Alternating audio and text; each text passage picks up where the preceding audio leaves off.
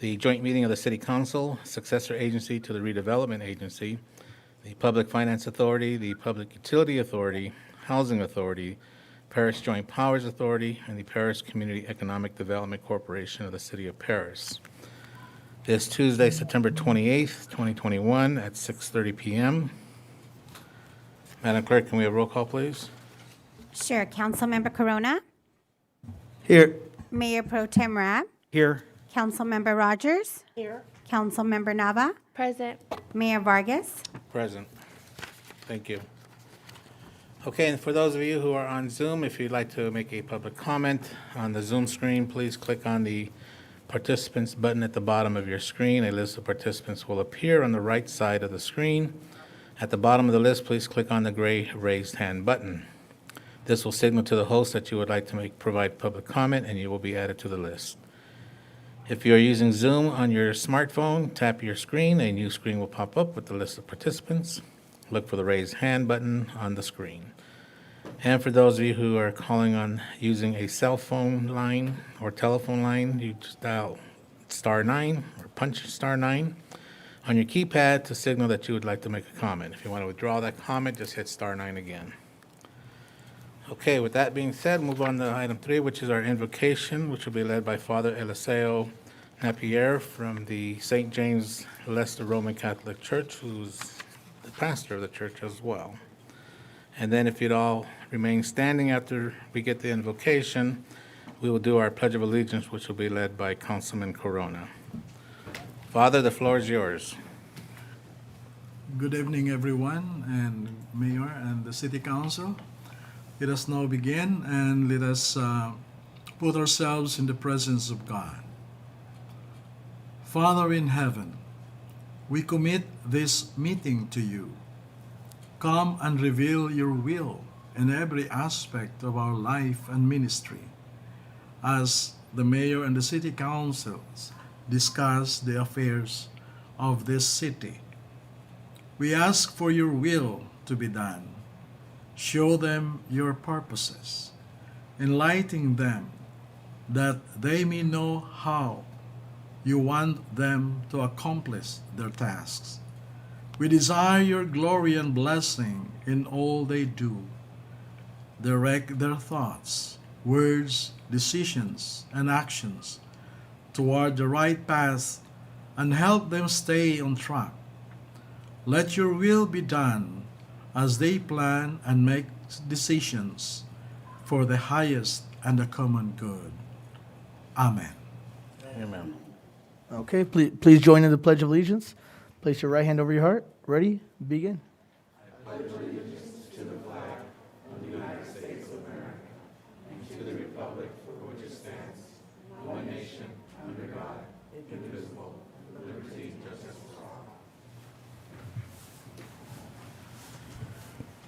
Thank you, Father.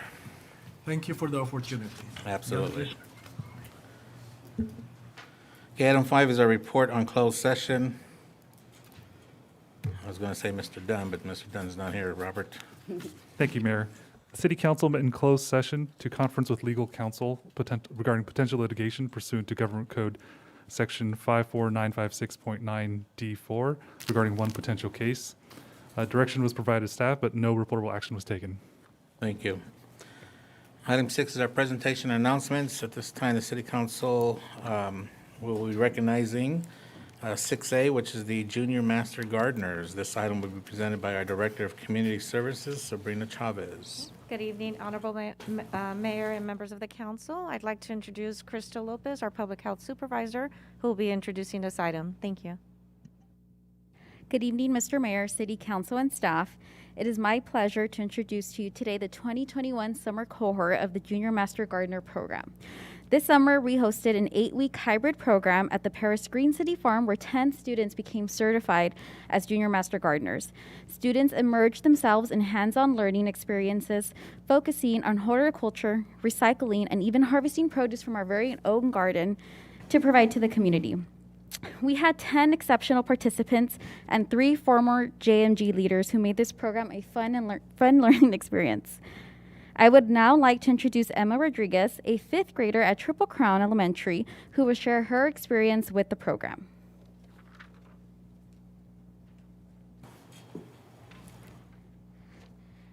Good Good evening, Honorable Mayor and members of City Council and City staff. My name is Emma Rodriguez. I'm 11 years old. I'm a 5th grader and attend Triple Crown Elementary School. I participate in the Junior Master Gardener Summer program at the Paris Green City Farm. Even though the program happened during COVID-19, our JMG leaders made sure we follow all the safety rules. The program helped me learn about how to help our planet. The program was exciting and filled with different activities. We harvest the produce from the garden, such as tomatoes, strawberries, and squash, and donate it to our local food pantry. I even grew my own cilantro plant at home. We learned about the progress of converting waste materials into new materials known as recycling. We also learned about the composting and the fertilizer can be put in the ground to help plants grow. Another thing we learned was about the importance of saving water. We established goals and we are taking the skills we learned to help our community make a difference, and the City of Paris certified the Junior Master Gardeners. I'm looking forward to the Junior Master Gardener Level 2 next summer. Thank you. Thank you. Thank you, Emma. We do plan to host Junior Master Gardener Level 2 next summer at the Paris Green City Farm. And now I would like to invite the mayor for the certificates and City Council as well for a photo opportunity. Thank you. Let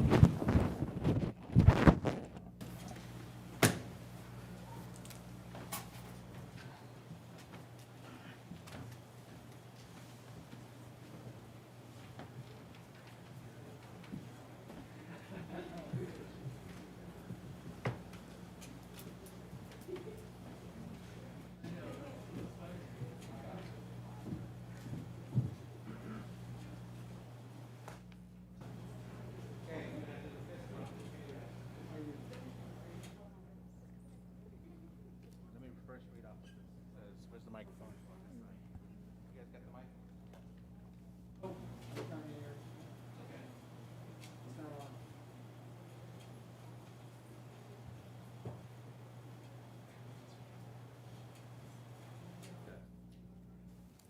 Can you hear me? Oh, yeah. Okay, so I'm going to read the first one, what it says on the certificate, and then after that, we'll just read off the names. So this particular one is for Alejandro Flores, has successfully completed all the learning activities and required community service / leadership projects for Level 1 of the Junior Master Gardener Program, and is hereby recognized as a certified Junior Master Gardener. Congratulations, buddy. Where do you want them to go stand afterwards? Come on, we're not done. We're going to take a picture afterwards. Angel Luna.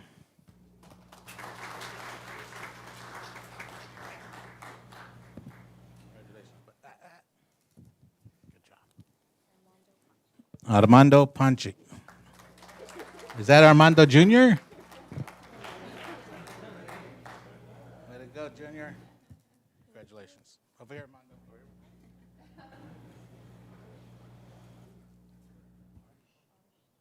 Arsh Chandel.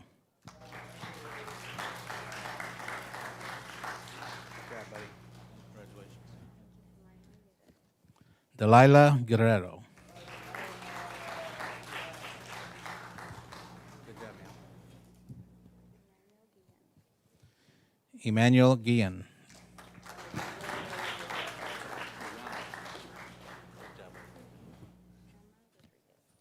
Emma Rodriguez.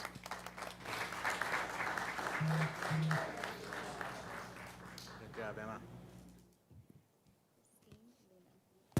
Christine Luna. Good job, Christine. Noah Kramer.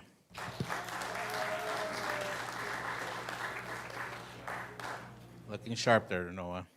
Congratulations. Are you sure you're a gardener? Tristan Kramer.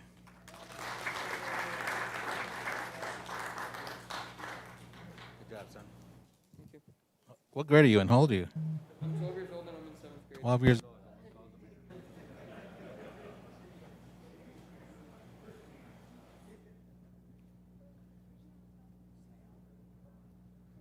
Okay, you guys gave me a dead microphone.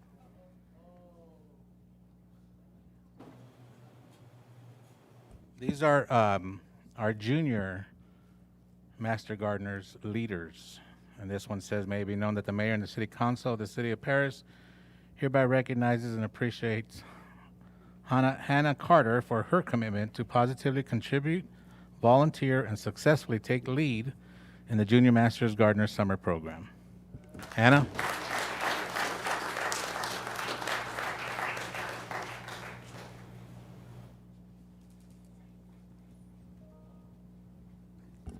Isabella Martinez?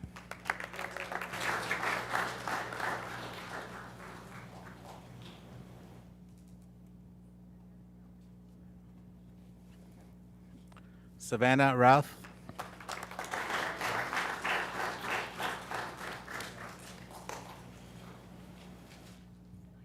Okay, you guys figure out how we're gonna do this. No, here, guys. Come on, this way. Can we maybe get two council members on the side? If you're tall, stand back. If you're less tall, stand in the front.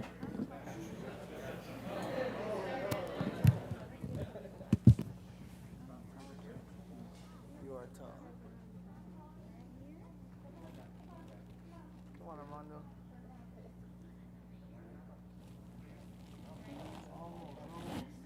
Just go down. We got everyone? Can they see you, Hannah? I don't know. You wanna go? You want to rush to the other side? No. Hold on, wait. You wanna go to the other side? Okay.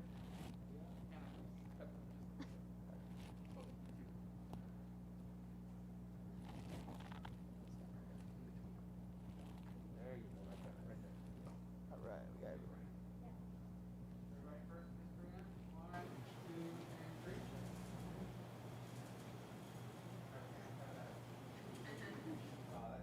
Everybody look to the right. Focus on. Good. All right, now look to your left.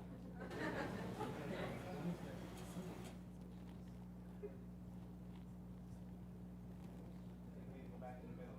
Stand straight ahead. Got it? Okay, All right, congratulations, guys.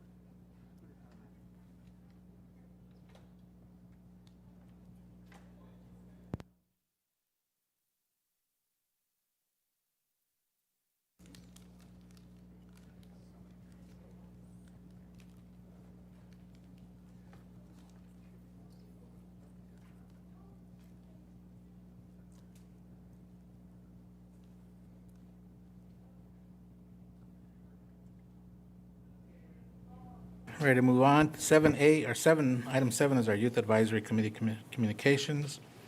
This report will be given by Savannah Herrera, our new president of the YAC. Good evening, Honorable Mayor, members of the City Council, and city staff. Let me take this opportunity to introduce myself. My name is Savannah Herrera, and I am the 2021-22 Youth Advisory Committee President. I am honored to be here, and I look forward to working with you, the community, and the city staff.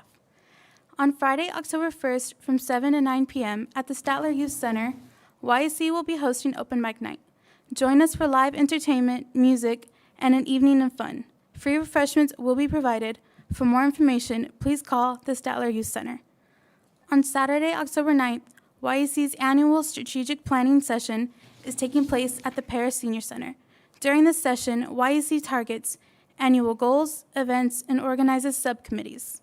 On Friday, October 15th, the city's annual Harvest Festival, YSC will host an informational booth and assist city staff at the beginning, during, and after the event. On Friday, October 29th, from 6:30 p.m. to 8:30 p.m. at the Statler Youth Center, YEC will host an annual trunk or treat event. If any organization is interested in participating, there is still time to register. For more information, please reach out to the Statler Youth Center at 951-435-7230. This month of October is National Bully Prevention Month. Everyone could do something to help prevent bullying. Individuals, schools, and committees each have an important role. It is essential to be informed. Simple acts of kindness, such as making someone laugh, can brighten up anyone's day. For more information and/or to get help, please contact our partner organization, Love for Life. YEC would like to remind everyone to please follow us on social media at Paris YEC. For more updates and upcoming events, YEC hopes everyone continues to stay safe and healthy through these times. This concludes our update. Thank you. Thank you, Savannah. And do me a favor and work with your advisor. Maybe you can email us the dates of the YAC activities, because I can't write that fast, and some of us may want to go to your events, okay? Thank you. Okay, item 8 is our public comments. This is the time when any member can speak on any item that's not on the agenda. We'll hold their comments to 3 minutes. Madam Clerk, do we have any requests to speak? No, sir. IT, anybody on Zoom? No, On sir. phone lines?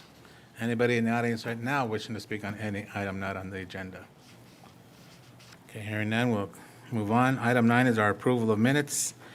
9A is the consideration to approve the minutes of the regular meeting held on September 14th, 2021, with the City Council, successor agency to the Redevelopment Agency, and all those listed on our agenda. If there are no comments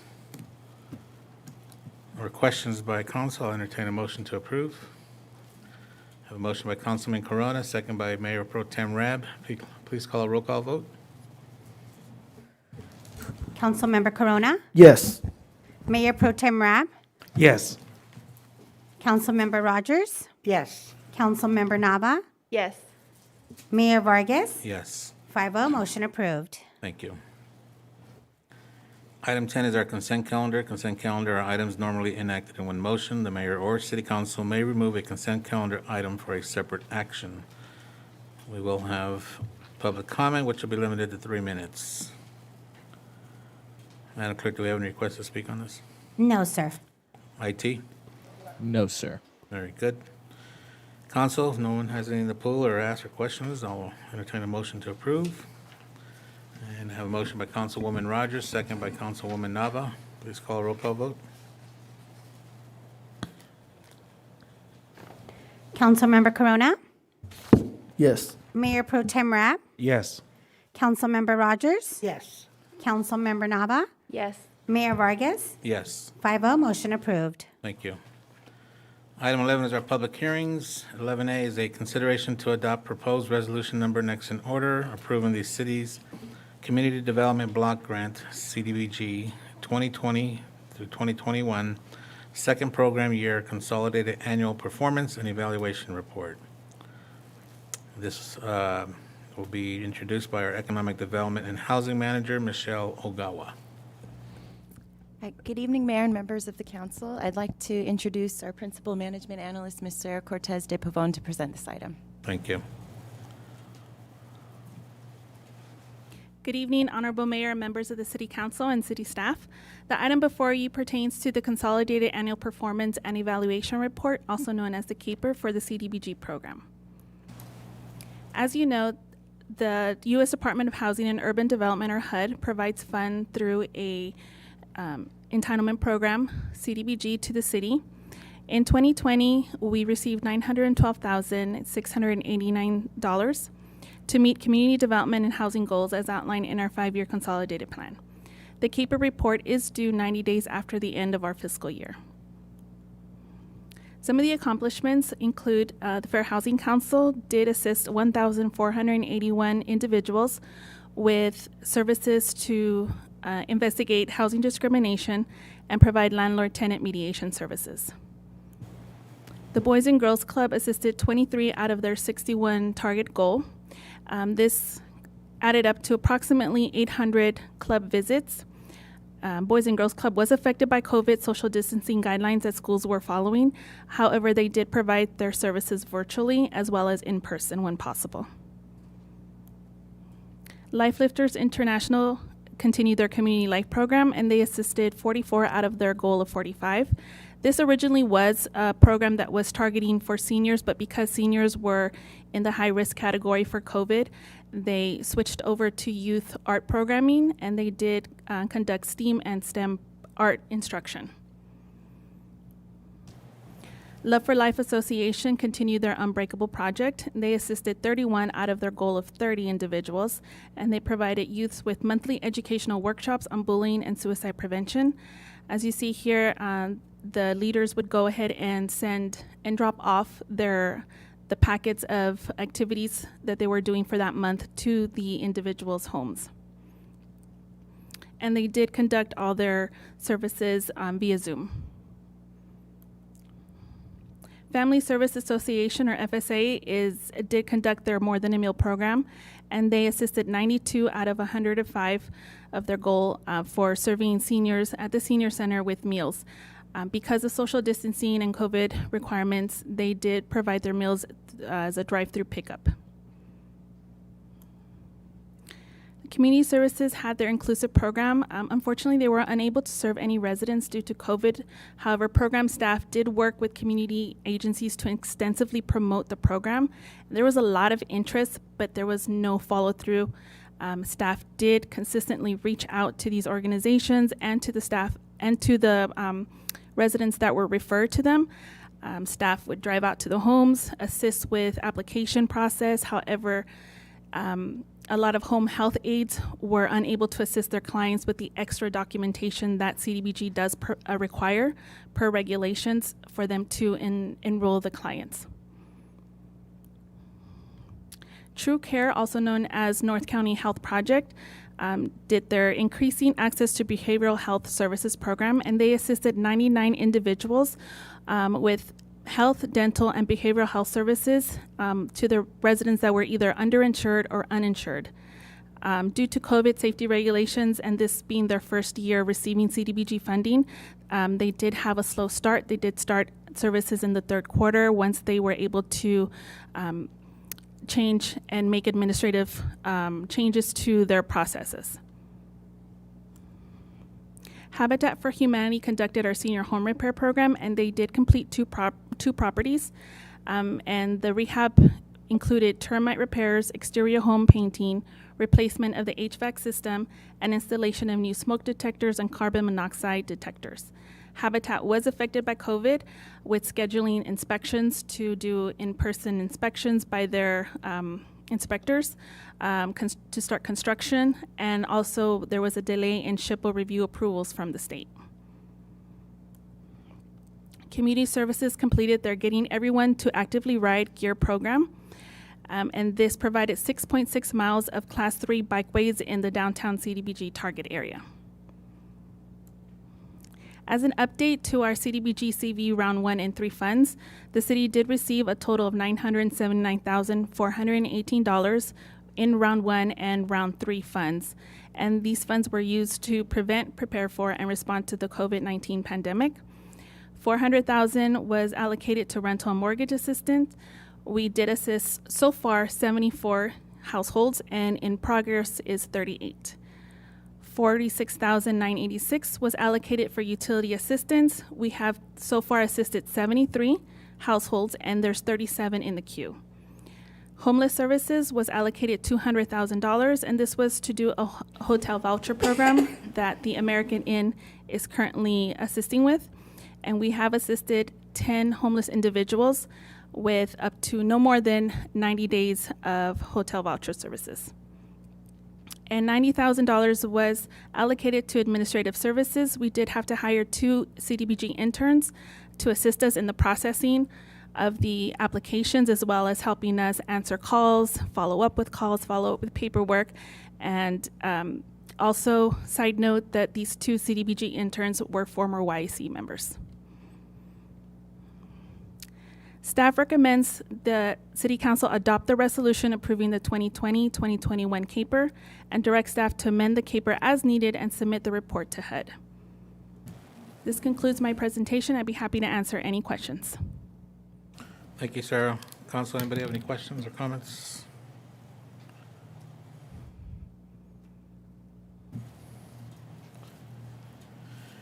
Okay, we'll move on and open up the public hearing. Madam Clerk, do you have any requests to speak? No, sir. IT? No, sir. Anybody in the audience wishing to speak on this item? Okay. We will close the public hearing, and I'll call for a motion on the resolution. I have a motion by Councilwoman Rogers, second by Councilman Corona. Please call a roll call vote. Councilmember Corona? Yes. Mayor Pro Tem Rat? Yes. Councilmember Rogers? Yes. Councilmember Nava? Yes. Mayor Vargas? Yes. 5-0, motion approved. Thank you.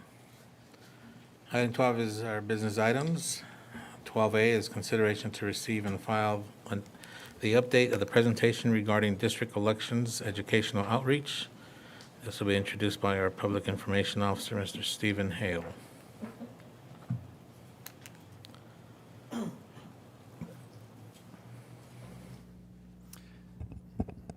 Good evening, Mayor, members of the council. Thank you for your time tonight. I'll try and be brief. I'm here to talk about district elections and let you know about our process that we had. We were tasked back on February the 9th of this year with expanding a community engagement outreach for residents regarding district elections. At that time, the city contracted with an organization, Trapepi Smith Consulting, to launch this community outreach effort. The exploratory district formation effort began in early August of this year, and the consultant has been working with staff and facilitating all forums, both in person and virtually, for public engagement. Included in this effort were increased social media postings, one of the largest that we've done in the city, our social media effort for this. 2 workshops, one virtual and one in person. The in-person meeting was held most recently on September 7th, and the virtual meeting was held on August the 24th. Additionally, most recently, we had a community survey that was distributed virtually on our social media platforms and on our website from the dates of September 14th to September 23rd. Staff also worked with our Chamber of Commerce, Paris Valley Chamber of Commerce, on the distribution of this survey, and we included an online portal that was set up in the months of August and September to receive our resident feedback, as well as an email account where people could send in their questions or feedback. The general survey that we distributed asked general questions, the benefits of at-large or district elections, demographics, race, geographical locations as it pertains to the city, and then questions about previous voting practices from the 2020 election. Our survey found that 88% of Paris voters voted for both the mayor and the city council member vacancies, 8% voted for only the mayor vacancy, and 4% voted for city council member vacancies. The primary question of this survey, which summarized the purpose of the outreach process, asked if the city of Paris should continue to use the current at-large election system or to move to district elections. Our survey found that 53% of the respondents voted to remain at large, and while 33% responded in favor of district elections, 13% requested more information. This was a small sample size. We had 30 participants taken this survey, so it is a small sample size, and these participants were also able to provide comments. For more on this, I have Mr. Ryder Smith from Trapepi Smith, who is going to be giving some more information about what our outreach efforts look like. Thank you. Honorable Mayor, members of the council, it's good to be here tonight. My name is Ryder Smith. I'm co-founder and president of Trapepi Smith. And I got 5 minutes I want to take just to brief you on the outreach and whatnot. And I know there's some additional comments from legal counsel this evening on this matter. So fundamentally, we had some policy drivers that was the result of us wanting to engage in this project. We know the 2020 census data was being released. It was actually just official data was released 2 weeks ago. We have the Fair Maps Act, which drives the practice of how we actually go about forming those districts. And then there's the California Voting Rights Act, which has been a piece of legislation that has resulted in well over 100 city governments in the state of California moving into district elections from at-large elections. So our purpose in this outreach work was to make sure we were responding to these salient policy drivers, take a chance to educate the public about the complex differences between at-large and by-district elections and explain that, and then based on that explanation, gauge public interest and come to some sense of where was the public at in this process with their heads and thoughts on the issue. As was noted by Mr. Hale, there was pretty extensive outreach work that was done here. I'm not going to dive into immense details because he was provided some very excellent comments on the staff report, so I'll leave it at that, but happy to dive into any details should you be so inclined. I will just reiterate one point, which is 30 respondents on a survey that you get to optionally choose to answer is not a sufficient or significant sample size, right? This is not scientific data, so please take that with a grain of salt. So fundamentally, and you will see this backed up in the data, we did a lot of talking and a lot of outreach effort to try to get people engaged in what I would define as a, although foundational to democracy, very esoteric issue in terms of how we vote. And we generally found a public who was not super engaged on the issue. We had 79 unique page views on the dedicated website web page we put together on the city's website specific to this project and the information that we were sharing there. There were 27 viewers of the pages for the at-large elections and frequently asked questions materials that we provided. For the in-person, excuse me, let me clarify that. This was viewers who actually participated in the virtual workshop that we hosted. Both, this was viewers of the workshop itself, as well as those who watched it on Facebook where we were streaming it, and then subsequent views as well. The community participation in the in-person workshop, which happened right in this very room, I stood right there. We only had 3 people from the public who actually chose to participate in that session, and then subsequently took that video footage and made it available online and got additional online viewers as well who watched the presentation that we did. Because we actually had some engagement in that, we did kind of did what I would call a run-through practice run of doing a community workshop on redistricting or district formation work, and that we sought out some feedback about what are termed communities of interest. This is a foundational element of the district drawing process in the state of California, and we had a few folks identify communities of interest, right? These are cohesive neighborhoods or assembled groups of people who have a shared community interest or common interest that ideally would not be divided should you choose to actually divide or create districts in the city and have boundaries. You wouldn't want to divide your communities of interest under guidance from the Fair Maps Act. And then, as was noted by Mr. Hale, there was extensive social media outreach that was conducted, and we did Instagram polls. We had Facebook comments as well that we were receiving, and we spent around $250 on running boosted advertising on Facebook to try to expand the reach, which reached over almost 4,000 people in the city, within the city limits of the city of Paris. And then finally was the 30 respondents to the survey, and as Mr. Hale already noted, we had this breakdown here of responses to at-large versus by district elections in their summary. So my conclusion, as the guy that was hired to come in and try to do some outreach on this issue and gain some attention, first and foremost, as Mr. Hale noted, this was the most extensive outreach effort that the city had embarked on in quite a while to gain some public feedback on an issue, and it is, again, notably an esoteric issue. We saw relatively low levels of public interest in it, so not particularly triggering people one way or the other, either pro or anti district formation. I could attribute that to any number of factors. Distractions going on, a recall election underfoot, or other redistricting processes that are currently taking place. Of course, Riverside County itself is redistricting, and some of your neighboring cities like Murrieta are also in the process of redistricting. And then, generally speaking, for those who did choose to actually engage in the process, we saw split interests, some expressing support for at-large and others expressing support for the by-district elections. So even if you were to put some veracity into the depth of feedback that we had and it came across this way, you would still find that was a relatively split amount of feedback going towards one form or other of how we elect our elected officials. Whoops. So with that, I'm certainly happy to answer any questions on the outreach process. Or I'm sure Mr. Hale would join me with any other details as well, or answer any questions about the district formation process. Thank you very much. Councilman, do you have any questions or comments?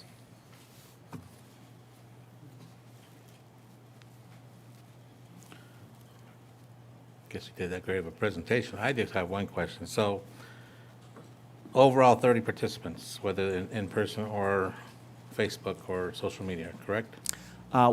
So participants for the in-person were 3, and then people who participate in the forum, we had very low count on the time of directly in the Zoom call, but we had more people who were at least tuned in at some point throughout the Facebook session. So Mr. Hale was good about monitoring what was going on with that and seeing some of the live Facebook feed and some of the traffic that was getting with viewership. So that was roughly the numbers we saw. I think in aggregate, between all the numbers we looked at, if we were to assume there were no duplicates, I think we were well over 200 people who actually had some opportunity to participate or take in the content that we shared. And then my other concern would be is we don't even know where they really live. If they live in the county, they live in the city, or Yeah, just, well, so you know. fundamentally, that's true. Now, our advertising spend on social media was targeted at the city. You are 100% correct. But just as you sitting at the council dais may have people comment via Zoom these days, and they could be in China. Oh, I know. That's true. Yeah. So I just wanted to point that out.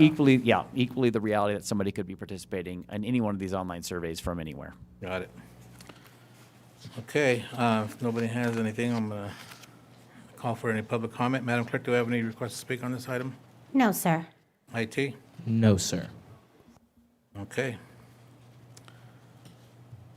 Thank you for the opportunity. Thank you, sir. Appreciate it. Okay, this is just a receive and file, so we'll move on to item 12B. It's consideration and discussion regarding switching from at-large city council elections to district elections, and this will be introduced by our city attorney, not Eric Dunn, but Robert. Thank you, Mr. Mayor, and members of the City Council.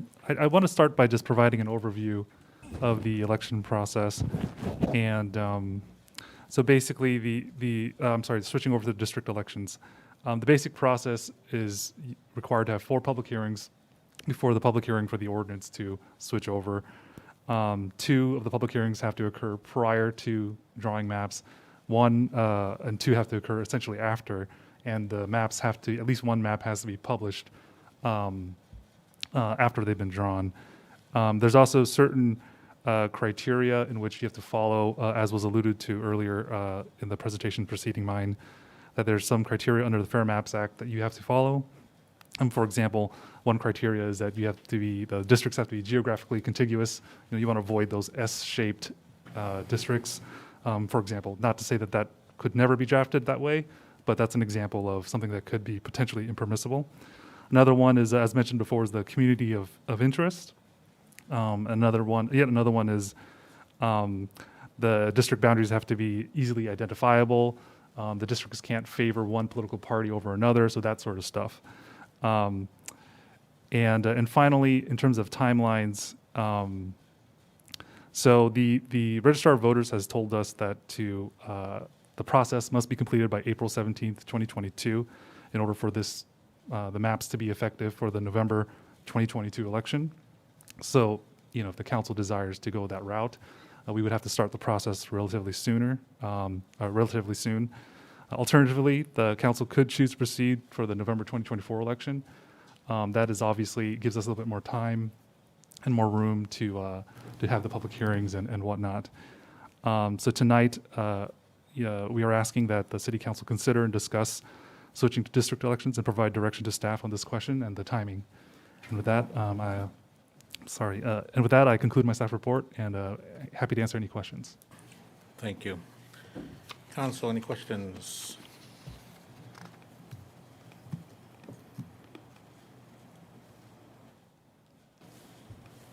Another good report. Okay, you ask Mayor Pro Tem? Yes, thank you, Mayor. I had a question for Robert. And from my understanding that the city of Santa Monica is currently challenging the California Voting Rights Act, and the Supreme Court has the case. Do you happen to know of any updates in terms of whether or not the California Supreme Court will be rendering a decision in the near future regarding the California Voting Rights Act? I haven't seen any updates on that case, but I can certainly look into that.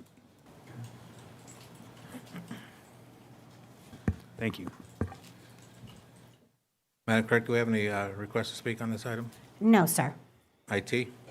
No, sir. Okay, are we doing 2 different motions, directives here, or do you want to do all, because you're asking for a timeline and you're also asking to go forward. Right, we're essentially asking whether the council first wants to go forward with this, and Okay. then secondly. So I'll entertain a motion for us to move forward with district elections. Right? I think Councilwoman Rogers had a comment. Councilwoman Rogers, you have a question, comment? Yes, unfortunately, it doesn't seem like we wanted to get public input into this situation. It affects all of our residents and certainly all of our voters. And even though we did a massive outreach, we didn't receive the information and the input that we hoped to receive. And it seems like with everything that we did, we didn't get the replies. So it would seem like to me there's not enough interest in this. And for us to go forward with this at this time wouldn't be wise. So the only thing that we could really consider is maybe in 2022, putting the question to the voters, for the voters to determine if that's a possibility. Because if not, I just don't feel we have enough input to go forward.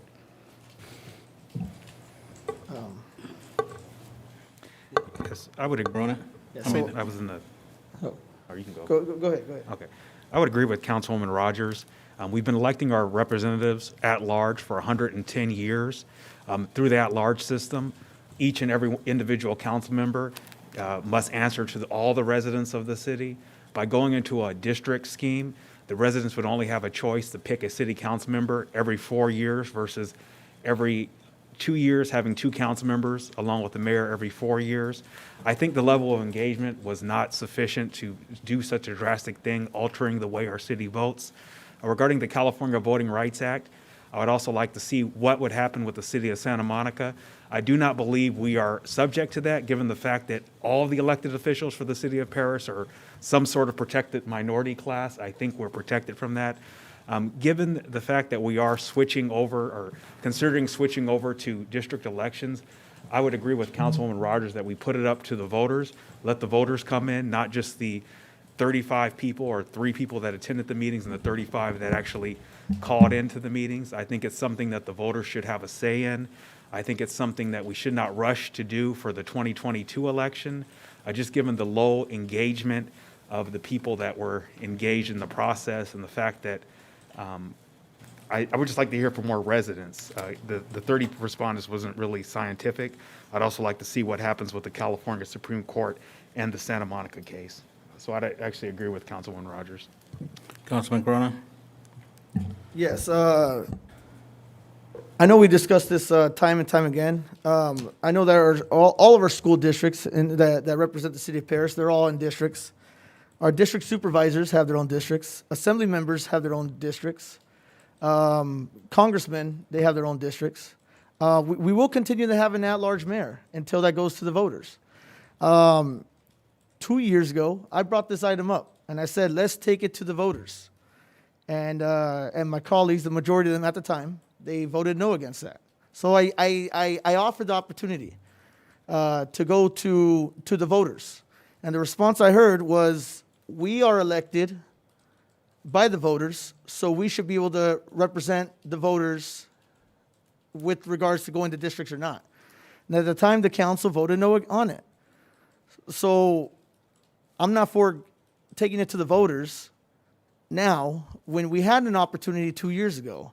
But I think it's time, now that we had a census, now that we're seeing what's going on in Santa Monica, it still hasn't been worked out yet. But as of right now, they paid up to $8 million.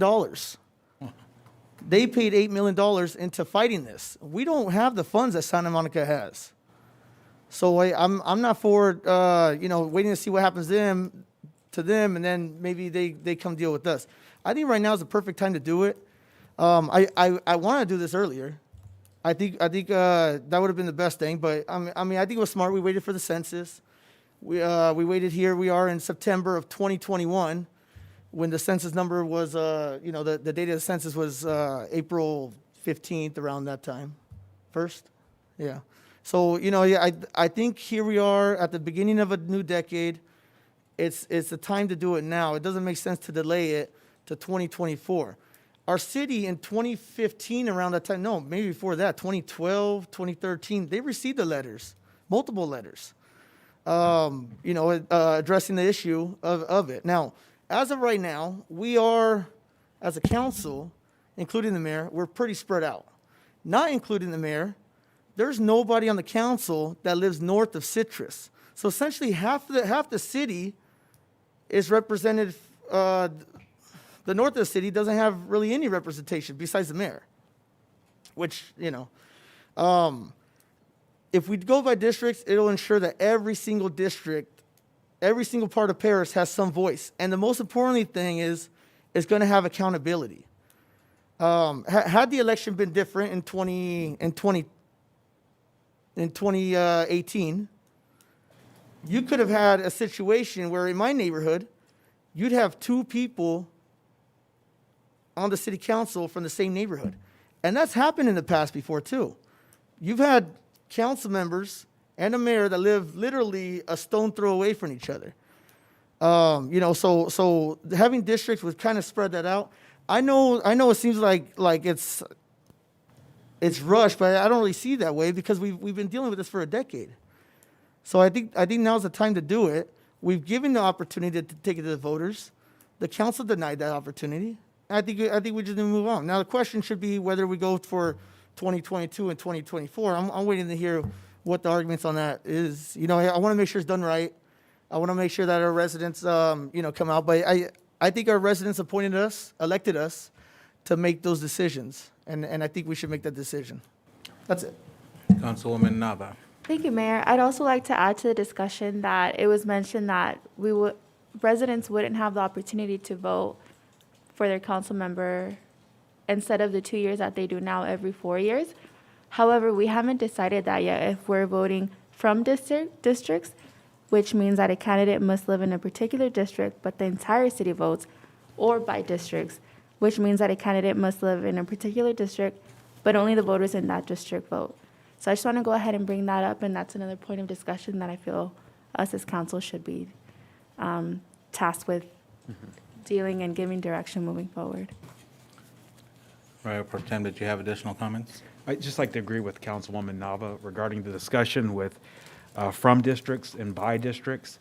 My end goal would be ultimately to stay at large. However, I believe that by districts offers a little bit of the best of both worlds. You would ensure that the council members hail from different regions of the community. However, each individual council member would have to appeal to the wider voter base by getting elected throughout the balance of the city. And I think there's a benefit in that because, for instance, if the council votes to put, say, a warehouse or a toxic use near someone's home, the council people that vote for that would be susceptible to getting voted out by the whole entire populace of the city, even though they would be representing a specific geographical area, versus a council member, say, on another side saying, well, I don't live up there, so these people can't vote for me, I'd be voting down. Also regarding the comment regarding us rejecting this 2 years ago, I do believe it was in 2017 that it was rejected, so 4 years ago, and I do believe that the council has changed since then. So I do think we shouldn't discount the by districts versus from districts aspect of this discussion in terms if we do decide to move forward. Thank you, everybody. No one and nobody in California has won a lawsuit over this. Correct, Counsel? I can't think of one, but if there has been one, it's been rare. Yeah, there hasn't been one. And because Santa Monica, the weight on Santa Monica, I mean, they've already dumped $8 million. I'm not prepared to spend $8 million to try to fight something that no one has won yet since this act has been enacted. As Councilman Corona said, we are here by the people, for the people. They want us to make their decisions. We don't need to take it to the voters. We offered to do that before, as he said, and the council at that time, was only one person different, voted against it. It's all about accountability for me, just as Councilman Corona said. We are lacking some representation up on top. I personally get attacked on social media and what have you, that the mayor this, mayor that. I don't mind that. I'm not complaining about that, but that proves my point that I need to have districts in our city. Personally, I say that because this way our city is equally represented and no piece of the city is left unanswered. And it should be that you live in your district and that's where you get voted by in, because that community is going to vote the person they want to represent them when it comes time to making decisions up on the dais. So I strongly support this. I have always supported this. And I don't see no reason why we have to wait till 2024. We can get this done by next year. So with that, I'm going to open up public comment. Madam Clerk, do we have any requests to speak? No, sir. I think we did this already, didn't we? I did, didn't I? Okay. Okay, so at this point, we're going to entertain a motion. The first motion would be is to go forward with districts. Correct. So I'll entertain a motion for that. So I do have a question Yes. on the timeline. You know, say if we do it today, we say we're going to go forward in 22 or in 2024 or whenever. We still need to vote on how the districts are going to look and like what would be the next steps after this? So the next steps would be to, we would do the hearings and we would get a demographics consultant, and that person would go through the analysis and they would help you draw districts and that sort of thing. Obviously, members of the public can submit maps as well. But once that's all done and we can set it to, the ordinance can have it be effective in 2022, provided we meet the deadline of April 17th, 2022, or we can have it extended further out, making it effective in 2024. But that would be the overall process. We would get a demographics consultant to start helping us put together what the city's profile looks like, I guess, using the census data. Okay. And then and just to clarify, the council would vote on that, or is it the one creating the maps? I'm sorry, vote on the maps? Yeah. So my understanding of the process is that the consultant would draft us maps and then the council would Pick which one. pick which one and vote on it. There's a process to it, but that's essentially it. Okay. Thank you. And just one more addition. Keep in mind, Council, we have been served with a letter from a law firm regarding districts, and we could be sued at any time. That's the famous group that's been going around throughout California suing a lot of cities, so. When was that? Back in 2017, when they voted no against it. I have just one clarifying question. Yes. If the California Supreme Court sides with the city of Santa Monica, that would be precedent throughout the whole entire state, correct? We'd have to look at what the opinion says, obviously, but in theory, that would be controlling throughout the state. Okay. Thank you. Okay, again, I'm entertaining a motion to approve to go forward with districts. I'm not talking about timelines yet. I have a motion by Councilman Corona, second by Councilwoman Nava. Please call a roll call vote. Councilmember Corona, Yes. Mayor Pro Tem Rabb, No. Councilmember Rogers, No. Councilmember Nava, Yes. Mayor Vargas, Yes. Corona, Nava, Vargas, yes. Rabb, Rogers, no. Okay, now we will entertain a motion to approve to go forward with this in 2022 or 2024.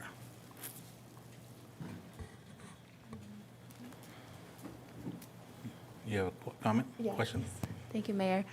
I know we were held up waiting for the results of the census, but meanwhile, I recall to begin the outreach, the educational outreach, in order to simultaneously push this.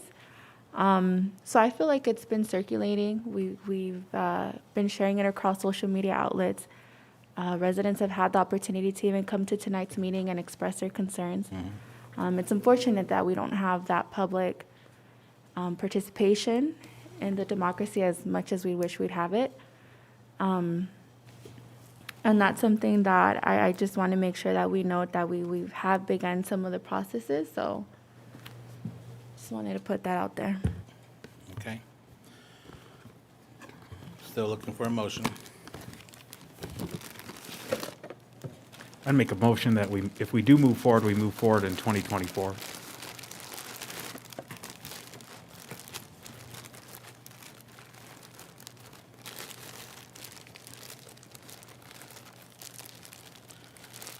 I motion that we moved to go to 2022, since we don't have a second on the first one. You gotta get on your microphone. I will second the go as soon as possible, which would be 2022. Okay. Roll call vote, please.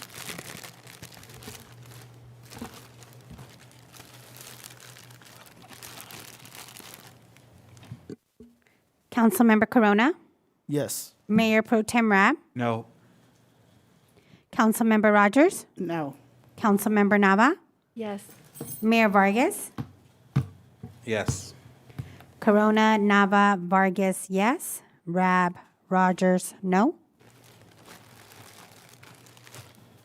Sorry for all the rattling with these bags. Okay, thank you. That takes us to item 13, council communications. And Councilman Corona, you're up.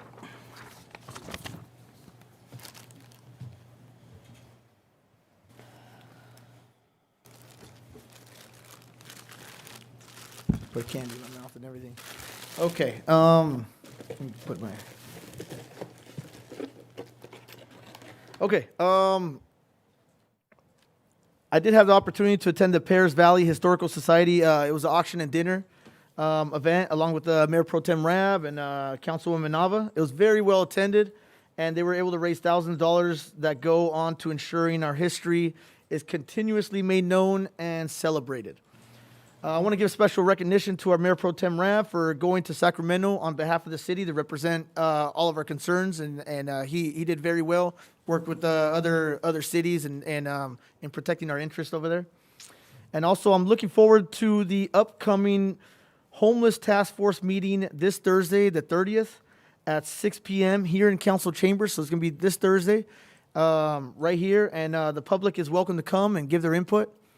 And this Saturday, the Cruise and Care event. I'm looking forward to going to that. There's gonna be cars and information on health, and I'm really interested in seeing the performances, especially our very own City of Paris. We have a youth mariachi program, and they're gonna have their first performance there. So I'm looking forward to that. Thank you. Awesome. Very good, thank you. Councilwoman Magana. Thank you, Mayor. Magana Nava. I mean, Either or works My just bad, fine, just Nava. for transparency reasons. So first off, I'd like to wish everyone a happy National Hispanic Heritage Month, a time to recognize and honor the profound contributions of our Hispanic and Latino Americans to this country's history, heritage, and culture. This month also serves as a celebration of the Independence Days of several Latin American countries. Hispanic Heritage Month begins on September 15 and concludes on October 15. And then also today is National Voter Registration Day. This day is intended to create broad awareness of voter registration, and it's an opportunity to reach tens of thousands of individuals who may have not registered otherwise. So eligible voters, please take 1 minute to register to vote, check your registration status, and help your neighbors, families, and friends do the same.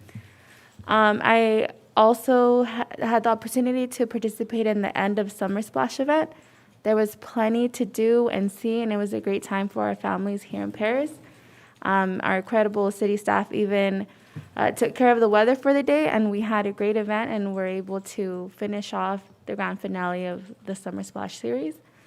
Events to look forward to coming up this Saturday is a Cruise and Care event, as was mentioned, and I'm sure our city manager, Claire, would provide further details for that.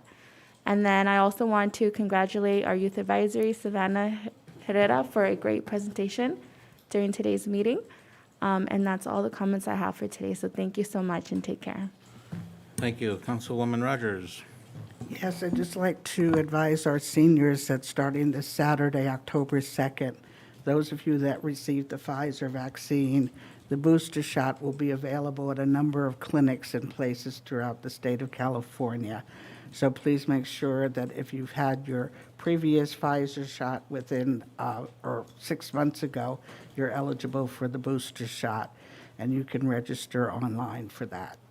So please make sure that you stay protected and continue to participate in all of the meetings via Zoom so that you cannot be subject to the Delta variant. Thank you.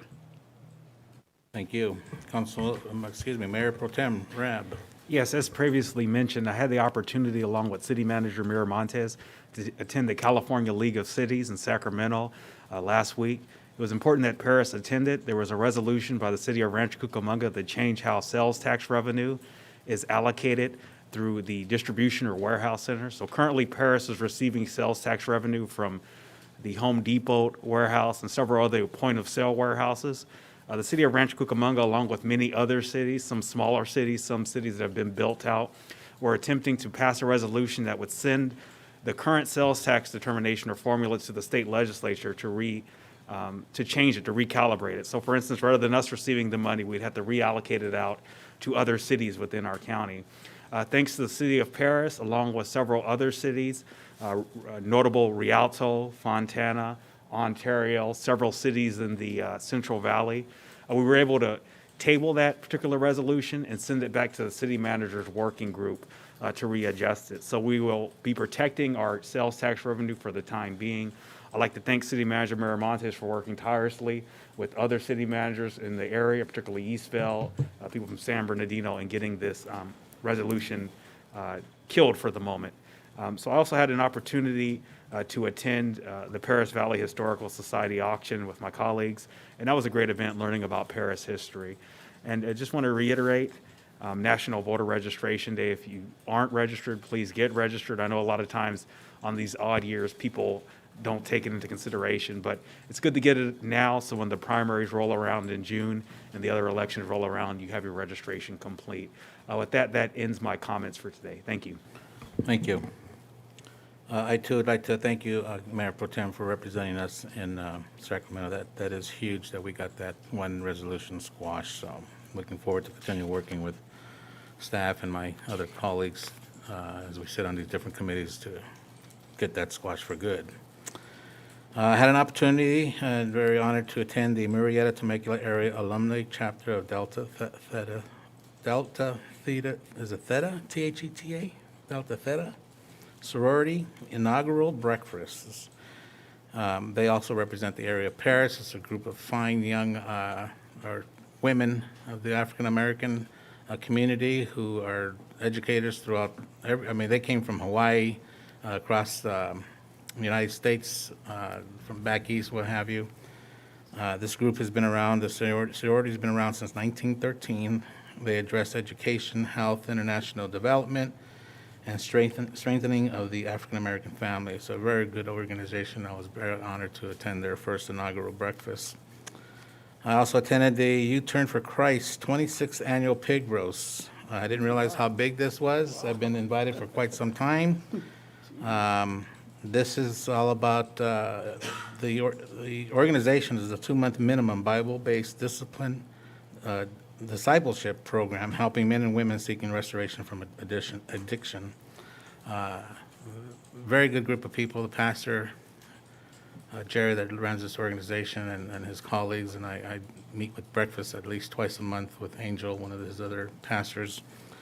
Anyway, they're doing a lot of good things for a lot of our community members and neighboring community members with folks suffering from addiction and need help.